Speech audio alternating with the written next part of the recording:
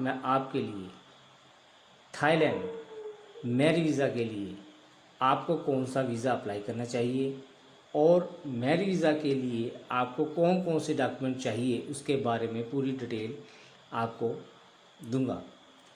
सबसे पहले time waste ना करते हुए मैं आपको सीधा ही बता देता हूँ। आप अगर न्यू दिल्ली से बैंकॉक आ रहे हो तो आपको दो तरह का जो वीज़ा होता है वो आप अप्लाई करके थाईलैंड में आकर आप मैरिज वीज़ा के लिए अप्लाई कर सकते हैं। एक वीज़ा टूरिस्ट वीज़ा जिसे हम स्टिकर वीज़ा कहते हैं और दूसरा वीज़ा होता है नॉन इमिग्रेंट वीज़ा जिसे हम स्पाउस वीज़ा कहते हैं। आप दोनों तरह के वीज़े आप लेकर आ सकते हैं और यहाँ पर मैरिज वीज़ा के लिए अप्लाई कर सकते हैं। पर मैं आपको कहता हूँ कि आप टूरिस्ट वीज़ा लेकर थाईलैंड में मैरिज वीज़ा के लिए अप्लाई मत करिए।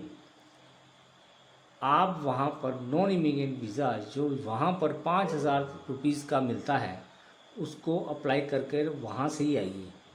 और अगर आपने थाईलैंड में आकर नॉन इमिग्रेंट वीज़ा अगर टूरिस्ट वीज़ा पर आते हैं आप और आपने नॉन इमिग्रेंट वीज़ा अप्लाई करना है यहाँ से तो आपको जो वीज़ा था इंडिया में 5,000 का मिलता है वो थाईलैंड में कम से कम 70-75 हज़ार रुपये का मिलेगा।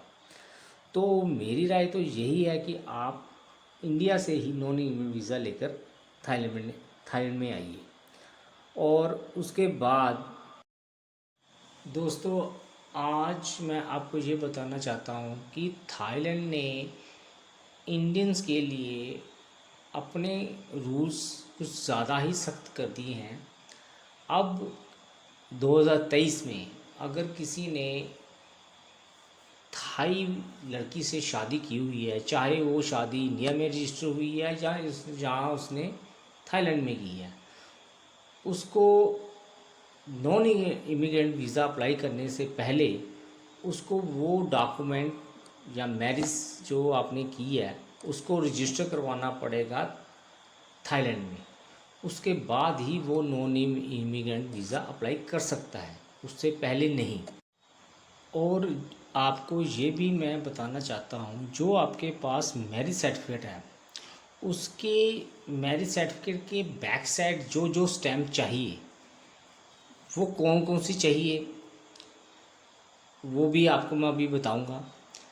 मैंने कई चैनल देखे हैं, कई यूट्यूबर देखे हैं जिन्होंने थाईलैंड मैरिज वीज़ा पर बहुत सी वीडियो बनाई है। किसी ने भी आज तक ये जानकारी नहीं दी कि उसके पीछे कौन कौन सी स्टैम्प चाहिए। आधा सच हमेशा आपको पता ही है ख़तरनाक होता है और मैं इस प्रोसीजर पर गुजर चुका हूँ। मेरा एक्सपीरियंस उनसे कहीं ज़्यादा है। मैं आपको अच्छी तरह बता सकता हूँ कि कौन कौन सी स्टैम्प आपको चाहिए।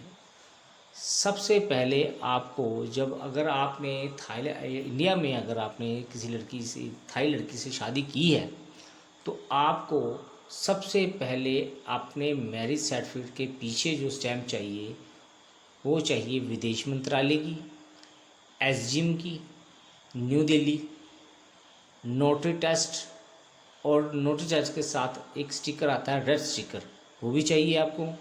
और थाईलैंड में अपने न्यू दिल्ली में जो थाईलैंड की एम्बेसी है वहाँ की भी स्टैम्प आपको चाहिए। जब ये सारी स्टैम्प्स आप अपने सर्टिफिकेट पीछे लगवा लेते हैं उसके बाद आप थाईलैंड में आइए, बैंकॉक में जाइए। बैंकॉक में इंडिया की जो एम्बेसी है वहाँ भी आपकी इंडियन एम्बेसी आपके मैरिज सर्टिफिकेट के पीछे वो स्टैम्प लगाएगी। पर ये नहीं है कि आप अकेले ही चले जाएंगे तो वो आप डॉक्यूमेंट दोगे, आप कहोगे ये मैं तो इंडियंस हूँ, मेरी एम्बेसी तो मेरे को स्टैम्प लगा के दे देगी। ऐसा नहीं होता। वहाँ पर आपको अपनी वाइफ वहाँ पर लेके जानी पड़ेगी जो थाई नेशनल की होगी। वहाँ जाकर वो एक लेटर लिख कर देगी, साइन उसके होंगे, कुछ डॉक्यूमेंट आपके लगेंगे, कुछ डॉक्यूमेंट उसके लगेंगे। उसके बाद इंडियन एम्बेसी आपके उस सर्टिफिकेट के पीछे स्टैम्प लगा कर देगी। और उसके बाद जो आगे जो प्रोसीजर है वो है आपको अपने जो मैरिज सर्टिफिकेट है उसको थाई लैंग्वेज में ट्रांसलेट कराना पड़ेगा। दोस्तों मैं तो यही कहूँगा कि आप उसके लिए किसी एजेंसी को हायर कर ले, जिससे आपका काम आसान हो सकता है। और ऐसी कई एजेंसी हैं यहाँ पर जो आपकी ये मदद कर सकती हैं। ऐसी एक एजेंसी को मैं जानता हूँ, जिसका मैं नाम आपको अपनी इस वीडियो के नीचे दे दूँगा और आप देख लेना। उसका नंबर भी होगा और उसका लिंक भी दे दूँगा।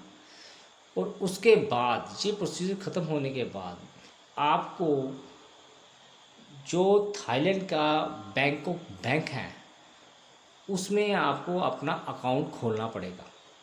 और बैंकॉक बैंक में अकाउंट खोलने से पहले आपके पास सबसे पहले मैरिज सर्टिफिकेट, आपके वाइफ का प्रूफ, उसका घर का प्रूफ, और उसके बाद जब आप वहाँ पर जाएंगे तो बैंक आपसे 10,000 थाई बाट की इंश्योरेंस के लिए पहले कहेगा कि आप इंश्योरेंस करवाइए। अगर आप वो इंश्योरेंस करवाते हैं तभी वो आपका अकाउंट उस बैंक में खोलेंगे। अगर वो बैंक आपका अकाउंट नहीं खोलेगा आपको मैरिज वीज़ा नहीं मिलेगा। ये आप ध्यान से बात को समझिए और दिमाग में बिठा लीजिए। अगर आपने थाईलैंड में बैंकॉक बैंक में अपना अकाउंट खोलना है तो वो एक ही बैंक है जिसमें आप अकाउंट खोल सकते हैं, और उसी बैंक के थ्रू आपको मैरिज वीज़ा और मिलेगा। जब आप ये याद रखिए। थाईलैंड में अपनी मैरिज रजिस्टर करवाते हैं, जैसे कि आप नॉन इमिग्रेंट वीज़ा नहीं लेकर आते, अगर टूरिस्ट वीज़ा भी लेकर आ जाते हैं वहाँ पर, तो अगर जब आप थाईलैंड में अपनी मैरिज रजिस्टर करवा लेते हैं तब थाई गवर्नमेंट आपके लिए 2 महीने का स्पेशल वीज़ा आपको देंगे। वो वीज़ा आपको इमिग्रेशन वाले देंगे और उसके जो चार्जेस हैं वो ज़्यादा से ज़्यादा 2,000 थाई बाट है, जो कि आप खुद भी अप्लाई कर सकते हैं। आपको किसी एजेंसी की हायर करने की ज़रूरत नहीं है। उसके बाद आपको थाईलैंड के जो बैंकॉक बैंक है उसमें आपको या तो आपके पास 12 महीने की 40,000 थाई बाट की स्टेटमेंट चाहिए। अगर आपके पास 12 महीने की स्टेटमेंट नहीं है तो आपके पास 4 लाख थाई बाट, जो कि इंडिया के हिसाब से कोई 9.5-10 लाख रुपया अमाउंट बनती है।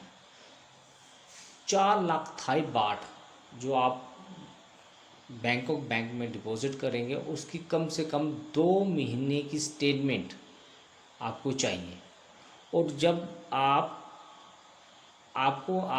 आपका जो वीज़ा होगा नॉन इमिग्रेंट का वीज़ा होगा, जहाँ टूरिस्ट वीज़ा भी होगा, वैसे तो टूरिस्ट वीज़ा होगा वो तो कन्वर्ट होगा नॉन इमिग्रेंट में, मगर इसलिए मैंने कहा है कि अगर आप वहाँ से नॉन इमिग्रेंट वीज़ा लेकर आएंगे वो ज़्यादा बढ़िया रहेगा।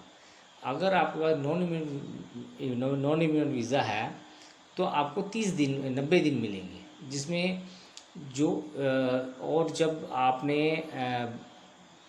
अप्लाई करना होगा नॉन इमिग्रेंट वीज़ा तो आपको 2 महीने की स्टेटमेंट, जिससे पहले महीने के बाद जब दूसरा या तीसरा महीना है उसमें आपको 2 महीने की स्टेटमेंट, ये आपको पैसे डलवाकर 4 lakh Thai baht Bangkok bank में डलवाकर आपको स्टेटमेंट बनवानी पड़ेगी।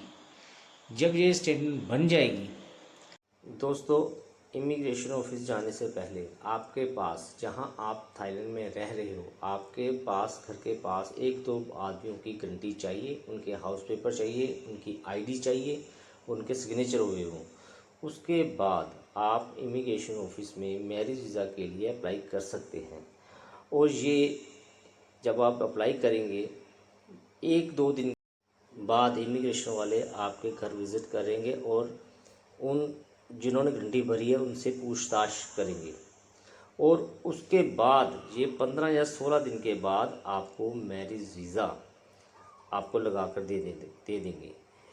ये है थाईलैंड मैरिज वीज़ा की पूरी जानकारी। थाईलैंड मैरिज वीज़ा के बारे में जो डिटेल जो आपको हमारे चैनल में मिली है वो आपको किसी और चैनल में नहीं मिलेगी। दोस्तों अगर आपको हमारा वीडियो जो पसंद आया है तो लाइक करिए, शेयर करिए और सब्सक्राइब करिए।